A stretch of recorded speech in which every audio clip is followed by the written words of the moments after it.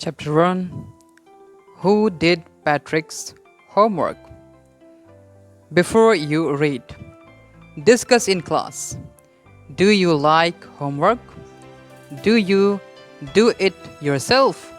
Or do you get help? What homework do you usually have? Patrick never did homework. Too boring, he said. He played hockey and basketball and Nintendo. Instead, his teachers told him, Patrick, do your homework or you won't learn a thing. And it's true, sometimes he did feel like an ignoramus. But what could he do?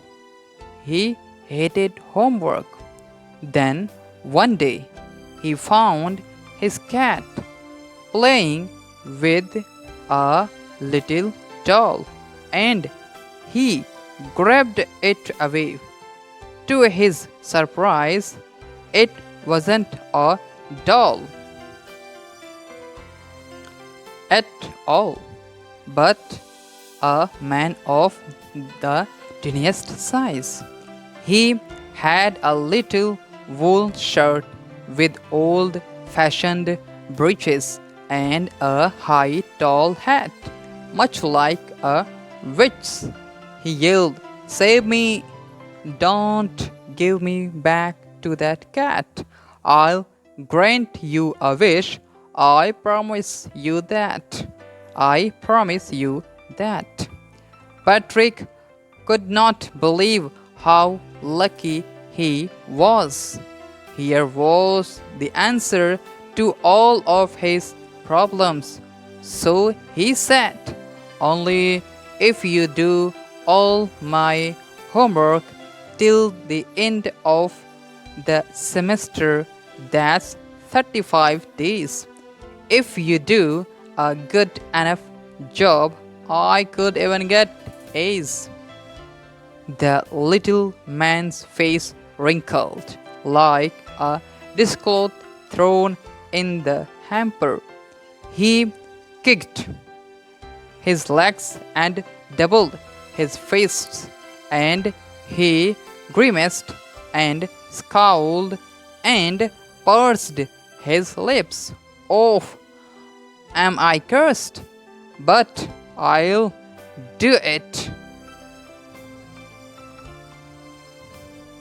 And true to his word, that little elf began to do Patrick's homework, except there was one glitch. The elf did not always know what to do, and he needed help. Help me, he would say, and Patrick would have to help in whatever way. I don't know this word, the elf squeaked while reading Patrick's homework. Get me a dictionary. No. What's even better, look up the word and sound it out by each letter. When it came to maths, Patrick was out of luck. What are times tables? The elf shrieked. We elves never need that. And addition and subtraction and division and fractions. Here, sit down beside me. You simply must guide me, else know nothing of human history. To them, it's a mystery. So, the little elf, already a shouter, just got louder. Go to the library. I need books, more and more books. and you can help me read them too. As a matter of fact, every day, in every way, that little elf was a nag. Patrick was working harder than ever, and was it a drag? He was staying up nights, had never felt so weary, was going to school with his eyes puffed and bleary. Finally, the last day of school arrived, and the elf was free to go. As for homework, there was no more. So he quietly and sleepily slipped out the back door. Patrick got his A's. His classmates were amazed. His teachers smiled and were full of praise.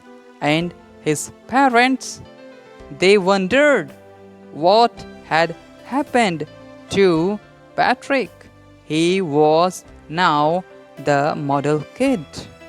Cleaned his room, did his chores, was cheerful, never rude, like he had developed a whole new attitude. You see, in the end, Patrick still thought he had made that teeny man do all his homework. But I'll share a secret just between you and me.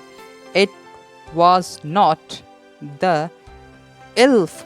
Patrick had done it himself.